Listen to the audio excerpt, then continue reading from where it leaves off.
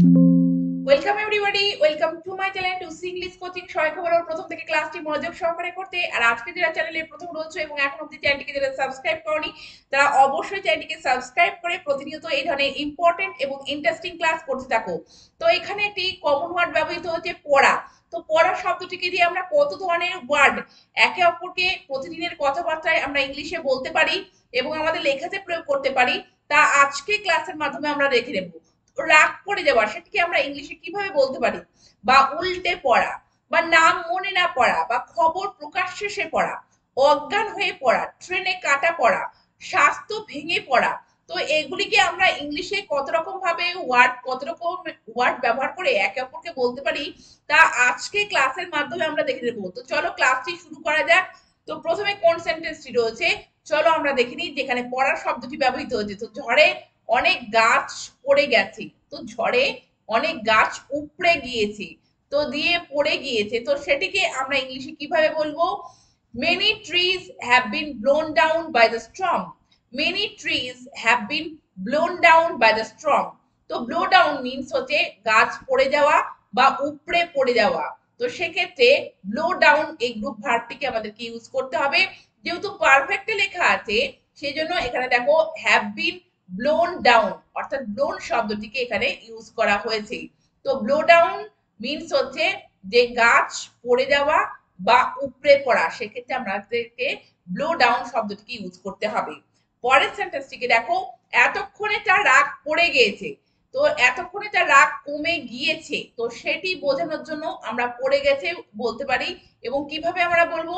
His anger has abated or cooled by this time. তো তোমরা অ্যাবেটও use করতে পারো অথবা কুলও ইউজ করতে পারো। তো his anger has abated by this time, তো তার রাগ পড়ে যাওয়া। তো রাগ পড়ে যাওয়া বা কমে যাওয়া সেটিকে আমরা আমরা ইংলিশে বলি অ্যাবেট। অ্যাবেট যেহেতু এটা পারফেক্টলি লেখা আছে সেজন্য দেখো অ্যাবেটেড শব্দটি এখানে লেখা হয়েছে। পরের সেন্টেন্সটিকে দেখো, গ্রীষ্মকাল পড়ে গিয়েছে, অর্থাৎ গ্রীষ্মকাল শুরু হয়েছে। তো কিভাবে বলবে? The summer has set in. The summer has set in. তো দেখো শুরু হওয়া বা পড়ে গেছে, তো সেক্ষেত্রে সেট ইন এই গ্রুপ ভার্বটিকে আমাদেরকে ইউজ করতে হবে। পরের সেন্টেন্সটিকে দেখো, এই বাড়িটি তৈরি করতে আপনার কত খরচ পড়েছে। তো কত খরচ পড়া, অর্থাৎ খরচ পড়া সেটিকে ইংলিশে আমরা কিভাবে বলবো? How much has it cost you to build this house. How much has it cost you to build this house. তো দেখো কস্ট খরচ পড়া সেটিকে ইংলিশে আমরা কি বলবো? কস্ট বলবো। তো দেখো এখানে কস্ট ওয়ার্ডটি ব্যবহার করা হয়েছে। পরের সেন্টেন্সটিকে দেখো, তার নামটি আমার ঠিক মনে পড়ছে না, বা আমি ঠিক মনে করতে পারছি না। তো কিভাবে বলবে? I cannot exactly call up his name. I cannot exactly call up his name.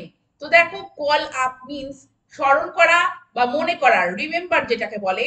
তো দেখো এখানে কিন্তু কল আপ শব্দটিকে, রিমেম্বার বা কল আপ শব্দটিকে এখানে ইউজ করা হয়েছে যে মনে পড়ার ব্যাপারে। তারপরে দেখো, এই খবরটি শুনে রতন অজ্ঞান হয়ে পড়েছিল। তো কিভাবে বলবে? Ratan fainted at this news. Ratan fainted at this news. তো দেখো অজ্ঞান হয়ে পড়া সেটিকে আমরা ইংলিশে কি বলবো? ফেন্ট বলবো। ফেন্ট যেহেতু অজ্ঞান হয়ে পড়েছিল সেহেতু ফেন্টেড শব্দটি এখানে লেখা হয়েছে। পরের সেন্টেন্সটিকে দেখো, রতন সময় বুঝে সরে পড়েছিল, অর্থাৎ সে বুঝেছিল যে কোনো কিছু প্রবলেম সে ফেস করতে পারে, he may face some problem, that's why সে কি হয়েছিল, সে সরে পড়েছিল। তো এই যে সরে পড়া সেটিকে আমরা কি বলবো? Ratan backed out at the right moment. Ratan backed out at the right moment. কারণ কি? Because he may face some problem, সে কোনো প্রবলেম ফেস করতে পারে বা কোনো ঝামেলার মধ্যে পড়তে পারে, সেই জন্য সময় বুঝে সরে পড়া সেটিকে ইংলিশে আমরা কি বলবো? Back out. সরে পড়েছিল সেজন্য দেখো এখানে ব্যাকড ইডি যোগ করে ব্যাকড আউট লেখা হয়েছে। পরের সেন্টেন্সটিকে দেখো, লোকটি কিছু মূল্যবান জিনিস নিয়ে সরে পড়লো, অর্থাৎ নিঃশব্দে চলে গিয়েছিল। তো কিভাবে বলবে? The man slipped away with some valuable things. The man slipped away with some valuable things. তো দেখো স্লিপ অ্যাওয়ে মানে নিঃশব্দে সরে পড়া, সেই জন্য দেখো এখানে স্লিপ অ্যাওয়ে শব্দটি লেখা হয়েছে। তো স্লিপ অ্যাওয়ে মানে নিঃশব্দে সরে পড়া। পরের সেন্টেন্সটিকে দেখো, রিতমের স্বাস্থ্য ভেঙে পড়েছে, অর্থাৎ ভেঙে গিয়েছে বা শরীর খারাপ করেছে বা শরীর ভেঙে গিয়েছে। তো সেক্ষেত্রে কিভাবে বলবে শরীর ভেঙে পড়া বা স্বাস্থ্য ভেঙে পড়া? Ritam's health broke down. Ritam's health broke down. তো ভেঙে পড়া ইংলিশ হচ্ছে ব্রেক ডাউন। তো ভেঙে পড়েছিল, তো ভেঙে পড়েছে সেজন্য দেখো ব্রোক, ব্রেক ব্রোক অর্থাৎ পাস্টে লেখা হয়েছে এবং প্রেজেন্ট ভার্বটি হচ্ছে ব্রোক ডাউন। পরের সেন্টেন্সটি দেখো, লোকটি ট্রেনে কাটা পড়েছিল। তো দেখো লোকটি ট্রেনের দ্বারা কাটা পড়েছিল। তো কাটা পড়া সেটাকে ইংলিশে আমরা কি বলবো?